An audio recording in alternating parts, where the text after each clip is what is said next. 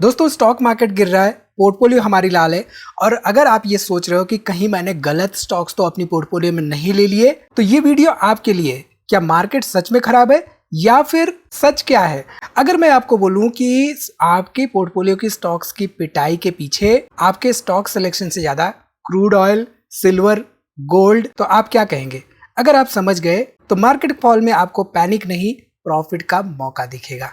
तो इस वीडियो में हम डिस्कस करने वाले हैं हमारे निफ्टी 50 की जो कंपनियां हैं उनमें जो गिरावट हुई है खास तौर पे, और साथ ही साथ हम डिस्कस करने वाले हैं कि जो स्टॉक मार्केट में गिरावट हो रही है ये क्यों हो रही है, यानी कि स्टॉक मार्केट में वोलाटिलिटी में स्टॉक्स की पिटाई क्यों हो रही है।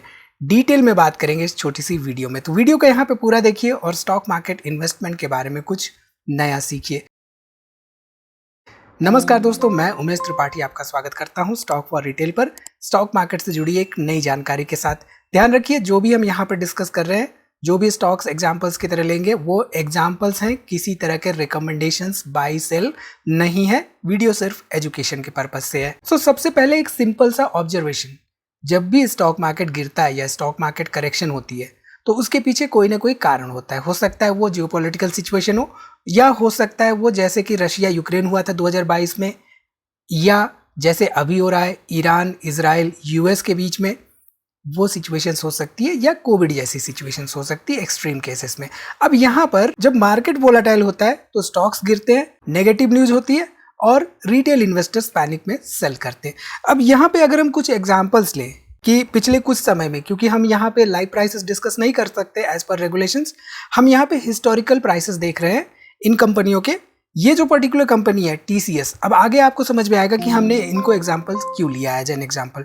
टीसीएस में पिछले एक साल में देखिए तो 32% के आसपास का नेगेटिव रिटर्न्स देखने को मिल रहा है। वहीं पे अगर हम 5 साल की बात करें तो 22% के आसपास का नेगेटिव रिटर्न्स, यानी कि टीसीएस जैसी बड़ी कंपनी ने पिछले 5 सालों में ना के बराबर रिटर्न्स दिए, इनफैक्ट नेगेटिव रिटर्न्स दिए अपने इन्वेस्टर्स को। वहीं पे अगर हम एचडीएफसी की बात करें तो पिछले 6 महीने में करीब करीब यहाँ पे 19% के आसपास नेगेटिव रिटर्न्स मिलते हुए दिखाई दे रहे हैं। एचडीएफसी बैंक की हमने रीसेंट न्यूज़ जरूर से जरूर देखी होगी, जहाँ पे इनके चेयरमैन ने एग्जिट कर दिया और उन्होंने कुछ स्टेटमेंट्स दिए थे, जिसके बाद इन्वेस्टर्स सेंटीमेंट थोड़े से नेगेटिव हुए और इसमें पिछले 1-2 दिन में ही प्राइसेस में हमें गिरावट देखने को मिली। इसके साथ ही साथ महारथी रिलायंस लिमिटेड, रिलायंस की अगर हम बात करें, रिलायंस इंडस्ट्रीज लिमिटेड इनफैक्ट, तो इस साल में ही यानी कि 1 जनवरी 2026 से ही करीब करीब 10% के आसपास की यहाँ पे गिरावट होती हुई दिखाई दे रही है। अब ये स्टॉक्स मैंने आपको क्यों दिखाए, यहाँ पे किसी तरह के अगेन बाइंग सेलिंग रिकमेंडेशन के लिए ऑब्वियसली नहीं दिखाए, यहाँ पे मैंने दिखाए एक पर्पज के लिए, और वो पर्पज आपको समझ में आएगा तब आपको थोड़ा सा मोटिवेशन मिलेगा इन्वेस्टमेंट के लिए। अब यहाँ पे निफ्टी 50 की जब हम बात करते हैं, हमारा स्टॉक मार्केट जब गिरता है तो निफ्टी 50 की 50 कंपनियां क्यूमुलेटिव वे में गिरती हैं, जिस वजह से मार्केट सेंटिमेंट्स नेगेटिव होते हैं और मार्केट गिरता है। अब यहाँ पे इन 50 कंपनियों में भी सबसे ज़्यादा वेटेज किसका है? एचडीएफसी बैंक लिमिटेड का, जो कि करीब 12% के आसपास है। उसके बाद आईसीआईसीआई बैंक लिमिटेड है, जिसको कि हम फिलहाल अभी एग्जांपल के तौर पे नहीं लिया है, हमने रिलायंस इंडस्ट्रीज लिया है जो कि 8% के आसपास है। भारतीय एयरटेल यहाँ पे करीब करीब 4.5% है। बाकी कंपनियां भी आप यहाँ पे वीडियो को पॉज करके देख सकते हैं। ये दिखाने का मकसद क्या है? एचडीएफसी बैंक लिमिटेड एंड यहाँ पे रिलायंस इंडस्ट्रीज लिमिटेड, यही मिला के 20% के आसपास हो जा रही है।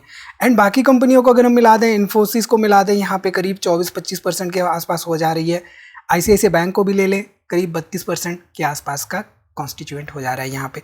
तो कहने का मतलब ये है कि जब महारथियों में पिछले 1-1.5 साल में 10-10, 15-15, 20-20% की गिरावट हुई है, तो ऐसे में निफ्टी 50 पे यानी कि स्टॉक मार्केट पे प्रेशर पड़ना लाजमी है। तो ये वन ऑफ द रीजंस है कि स्टॉक मार्केट में हमें प्रेशर देखने को मिल रहा है। अब ईरान, इजराइल क्या कर रहे हैं, यूएस क्या कर रहे हैं, उसके डिटेल में फिलहाल हम नहीं जा रहे हैं। वीडियो का मकसद यहाँ पे समझाना आपको ये है कि वोलाटिलिटी में खास तौर पे स्टॉक मार्केट में जो स्टॉक्स की पिटाई हो रही है, वो पिटाई क्या शॉर्ट टर्म के लिए या लंबे समय के लिए? ठीक है, तो यहाँ पे इसको समझने के लिए हम क्या करेंगे, निफ्टी 50 के चार्ट पर चलते हैं। Historical chart, live prices again नहीं दिखा रहे हैं। हिस्टोरिकल चार्ट ये 2018-19 का चार्ट है। अब 2020 में क्या हुआ था, कोविड में सडन क्रैश आया था। कुछ ही हफ्तों के अंदर मार्केट में 30-35-38% के आसपास की गिरावट आ गई थी। एंड उसके बाद मार्केट में क्या हुआ हम सबको पता है, वो एक हिस्ट्री है, राइट। लेकिन उसके पहले आप ध्यान दीजिए, 2020 के पहले तो कोविड नहीं था, राइट? तब मार्केट क्या कर रहा था? मार्केट काफ़ी लंबे समय से रेंज बाउंड था। इनफैक्ट 2018 के बाद से ही मार्केट में किसी हफ्ते में ग्रीन कैंडल देखने को मिलती तो किसी हफ्ते में रेड कैंडल देखने को मिलती। अब ऐसा क्यों हो रहा था? उसके कई सारे कारण हैं, एंड उसके कारणों को समझने के साथ ही साथ हम यहाँ पे अगर ध्यान से देखें चार्ट को, तो चार्ट हमें क्या दिख रहा है? चार्ट हमें दिख रहा है वोलाटाइल। वोलाटाइल का मतलब क्या होता है कि कभी मार्केट नीचे आ गया, फिर अगले दिन ऊपर आ गया, फिर नीचे आया, फिर ऊपर आया। अब ऐसे में इन्वेस्टर्स जो होते हैं वो क्या ढूंढते हैं? वो ढूंढते हैं बॉटम। बॉटम आज तक कोई भी ऐसा इंसान नहीं मिला है, इन्वेस्टर नहीं मिला इनफैक्ट, जिसने कि बॉटम को सटीक तरीके से पकड़ा हो कि हाँ भाई यहीं पे बॉटम है, इसके ऊपर नहीं जाएगा। आज एक इंस्टा पर हमने वीडियो डाली है जहाँ पे हमने बताया बॉटम के बारे में, कुछ इंपॉर्टेंट लाइंस हमने डिस्कस की हैं। आप उसको देख सकते हैं और समझ सकते हैं कि बॉटम को पकड़ना हमारे लिए मुश्किल ही नहीं, नामुमकिन के करीब है। चलिए, मेन पॉइंट जो कहने का मतलब मेरा ये है वो आप ये देखिए, market seems to be volatile on weekly basis. Weekly candlestick chart हमने लगा दिया है तो मार्केट वोलाटाइल दिख रही है, बट मंथली कैंडल इसी को कर दें तो देखिए चार्ट कैसा हो जाता है। इसको मैं कर देता हूं मंथली पे, तो हमने इसको कर दिया एक मंथ के कैंडलस्टिक चार्ट पर, ठीक है। अब यहाँ पे हिस्टोरिकल हम देखते हैं डाटा, एक मंथ के कैंडलस्टिक चार्ट पे कर दिया। अब सिंपल सी बहुत ही रियलिस्टिक चीज आपको देखने को मिल रही है। क्या देखने को मिल रहा है कि इस पर्टिकुलर पॉइंट से मार्केट लॉन्ग टर्म में ऑब्वियसली ऊपर की तरफ है। अब गिरावट हुई है, गिरावट यहाँ पे भी हुई है, यहाँ पे भी हुई है, कोविड में हुई थी, इनफैक्ट 2022 में भी जब रशिया यूक्रेन आपस में भिड़ गए थे तब भी हो गई थी। तो मार्केट में गिरावट ऐसा नहीं कि नहीं होती है, लेकिन लंबे समय में क्या है, लंबे समय में वो वोलेटिलिटी जो है नलीफाई हो जाती है। तो ये बात एज अ रिटेल इन्वेस्टर हमें समझ के चलनी चाहिए जब भी हम लॉन्ग टर्म का व्यू रख रहे हो, खासतौर पे लॉन्ग टर्म इन्वेस्टमेंट के तहत, ठीक है। अब ये समझते हैं कि करंटली मार्केट वोलेटाइल क्यों है। इसको समझने के लिए मार्केट गिरता या वोलाटाइल क्यों होता है उसको पहले हमें समझना होगा। तो इनफैक्ट एक दो इंपॉर्टेंट रीजंस होते हैं जिनकी वजह से मार्केट गिरता है। या तो मार्केट गिरता है अपने फंडामेंटल्स की वजह से, जब पी बहुत हाई हो जाता है, 23, 24, 25 के ऊपर पी चला जाता है तब मार्केट गिरता है। जब रिसेशन काइंड ऑफ सिचुएशन हो जाती है, इकोनॉमिक सिचुएशन वीक हो जाती है, तब मार्केट गिरता है। दूसरा कारण क्या होता है, जब मार्केट में रशिया यूक्रेन जैसे लोग भिड़ जाते हैं, या ईरान इजराइल ये सब भिड़ जाते हैं, या क्रूड ऑयल की एकदम से किल्लत हो जाती है, या एलपीजी गैस की किल्लत हो जाती है, तो मार्केट रिएक्ट करता है। रिएक्ट किस पे करता है? इवेंट्स पर या इंसिडेंट्स पर। तो जैसे अभी इवेंट्स हो रहे हैं उन पर मार्केट रिएक्ट कर रहा है। कभी रात को ट्रम्प साहब आते हैं, हमारी रात में, उनका तो दिन रहता है, वो आते हैं और कुछ स्टेटमेंट कह देते हैं और हमारा मार्केट उस पर रिएक्ट कर जाता है। क्रूड ऑयल के प्राइसेस बढ़ने लगे हैं तो मार्केट रिएक्ट कर जाता है। क्रूड ऑयल के प्राइसेस गिर जाते हैं तो वहाँ पर गोल्ड सिल्वर भी रिएक्ट कर जाते हैं, मार्केट भी रिएक्ट कर जाता है। तो ये जो इवेंट्स होते हैं राइट, ये मार्केट को इम्पैक्ट करते हैं।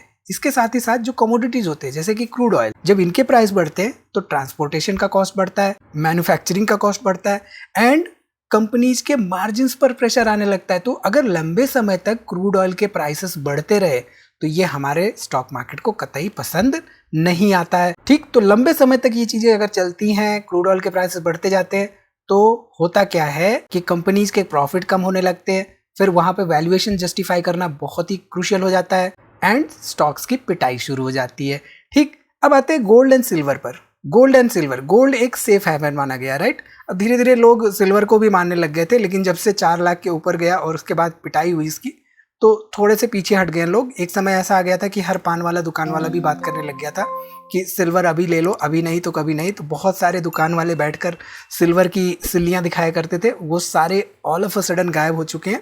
यहाँ पर कमोडिटीज भी एक सिग्नल देती है, फियर प्लस अनसर्टेनिटी। जब इन्वेस्टर्स को लगता है कि मार्केट रिस्की हो गया है एंड अनसर्टेनिटी है, ऐसे केस में गोल्ड के प्राइसेस बढ़ने लगते हैं क्योंकि लोग सेफ हेवंस की तरफ जाते हैं। इसका इंपैक्ट देखने को मिलता है स्टॉक्स पर, यानी कि स्टॉक्स में सेलिंग प्रेशर आता है। तो जनरली दोनों के बीच में इनवर्स रिलेशन है। इनवर्स रिलेशन का मतलब कि जब स्टॉक्स ऊपर जा रहे होते हैं तो गोल्ड ज़्यादातर नीचे जा रहा होता है, जब गोल्ड ऊपर जा रहे होते हैं तो स्टॉक मार्केट पे प्रेशर होता है। आजकल क्या देखने को मिल रहा है कि कभी कभी तो स्टॉक मार्केट भी नीचे जा रहा होता है, कभी कभी उसी टाइम समय पर गोल्ड भी नीचे जा रहा होता है, जैसे कि अभी देखने को मिल रहा है। तो ये जो कोरिलेशन है राइट चीज़ों में कि ये क्रूड ऑयल के प्राइसेस बढ़ रहे हैं और एकदम से यहाँ पे अनसर्टेनिटी काइंड ऑफ सिचुएशंस बन रही है, तो अनसर्टेनिटी में गोल्ड को भी नहीं पता होता है, समझ में नहीं आता है कि मैं ऊपर जाऊँ कि कहाँ जाऊँ, इसलिए उसमें भी गिरावट देखने को मिलती है। तो ये सब कोरिलेशन एज ए इन्वेस्टर हमें पता होना चाहिए। सो कभी भी अनसर्टेनिटी अगर बढ़ती है तो लोग सेफ हेवन्स की तरफ जाने की कोशिश करते हैं, इक्विटीज पे प्रेशर देखने को मिलता है एंड मार्केट गिरता है and most of the retail investors ये चीजें मिस कर देते हैं। ठीक है, तो यहाँ पे क्रूड ऑयल के प्राइसेस देखें तो आप देखिए करीब करीब यहाँ पे $100 के आसपास देखने को मिल रहे थे। अब जब ट्रम्प साहब कुछ कहते हैं या रिसेंटली इजराइल ने कहा कि भैया अब जो है जो भी चीज़ें चल रही थी वो सिचुएशंस ख़त्म हो जाएंगी और उन्होंने कहा कि अब हम जो ऑयल रिजर्व्स हैं उनको टारगेट नहीं करेंगे, तो थोड़ा सा यहाँ पे ईज हुआ प्रेशर क्रूड ऑयल के प्राइसेस में, मार्केट को चीज़ें पसंद आई। अब ध्यान दीजिए तो 2022 के टाइम फ्रेम में $116 पे पहुंच गया था। अब 2022 में क्या हुआ था ये बताने की जरूरत नहीं है, रशिया यूक्रेन भी आपस में भिड़ते हुए दिखाई दिए थे राइट। यहाँ पे अगर हम सिल्वर की बात करें तो 2,55,000 रुपए पर केजी के आसपास चल रहा है, इसमें आज के दिन भी गिरावट देखी गई है एंड इनफैक्ट पिछले कुछ दिनों से देखें तो 14 मार्च के दिन यहाँ पे 2,75,000 था, आज के दिन यहाँ पे 20-25,000 ऑलरेडी पर केजी गिरावट हो चुकी है उसमें। तो सिल्वर के प्राइसेस गिर रहे हैं, गोल्ड के प्राइसेस भी गिर रहे हैं, हालांकि गोल्ड के प्राइसेस में थोड़ा सा आज के दिन ऊपर के मोमेंट है, बट ऑल इन ऑल देखें तो एक global uncertainty kind of situation बनती हुई दिखाई दे रही है, जिसकी वजह से ना सिर्फ स्टॉक मार्केट बल्कि इवन सेफ हेवन्स पे भी प्रेशर हमें देखने को मिल रहा है। अब ऐसे में सबसे इंपॉर्टेंट सवाल कि क्या करना चाहिए, देखिए 3 सिंपल रूल्स जो कि मैं फॉलो करता हूँ। पैनिक सेलिंग बिल्कुल नहीं, जैसा कि हमने देखा वीकली चार्ट पर वोलेटिलिटी दिखती है लेकिन मंथली चार्ट पर वो गायब हो जाती है, इसलिए वोलेटिलिटी परमानेंट नहीं होती है। एंड दूसरा इंपॉर्टेंट पॉइंट, मैक्रो इकोनॉमिक्स को समझो। मैक्रो इकोनॉमिक्स हमारे लिए समझना बहुत जरूरी है, सिर्फ स्टॉक्स को ही नहीं। तो हमेशा ऐसे सिचुएशंस में क्रूड ऑयल के प्राइसेस को ट्रैक करना बहुत इंपॉर्टेंट हो जाता है। एंड तीसरा इंपॉर्टेंट पॉइंट, क्वालिटी स्टॉक्स को देखो, यानी कि फंडामेंटली साउंड कंपनियों पे ध्यान दो। तो अगली बार जब भी आपकी पोर्टफोलियो लाल दिखे तो केवल अपने स्टॉक्स को ना देखिए, आप अपने आसपास देखिए, क्रूड ऑयल पे ध्यान दीजिए, गोल्ड पे ध्यान दीजिए, तो आपको क्लियरली समझ में आ जाएगा कि ये जो पिटाई होती है वो पिटाई टेम्पररी होती है या कोई डीपर प्रॉब्लम है। तो अगर आपको ये फ्रेमवर्क समझ में आया हो तो कमेंट करके जरूर बताइए, वीडियो को लाइक करिए। इस वीडियो में इतना ही दोस्तों, मिलते हैं अगली वीडियो में एक नई जानकारी के साथ। तब तक आप हमारी दूसरी वीडियोस देखते रहिए। अगर आपको इसी तरह की इन्फॉर्मेशन पसंद आ रही है तो कमेंट करके ये भी जरूर बताइए आपको किस तरह की वीडियोस चाहिए, वो भी आप कमेंट करिए। दोस्तों में शेयर करना ना भूलिए वीडियो को।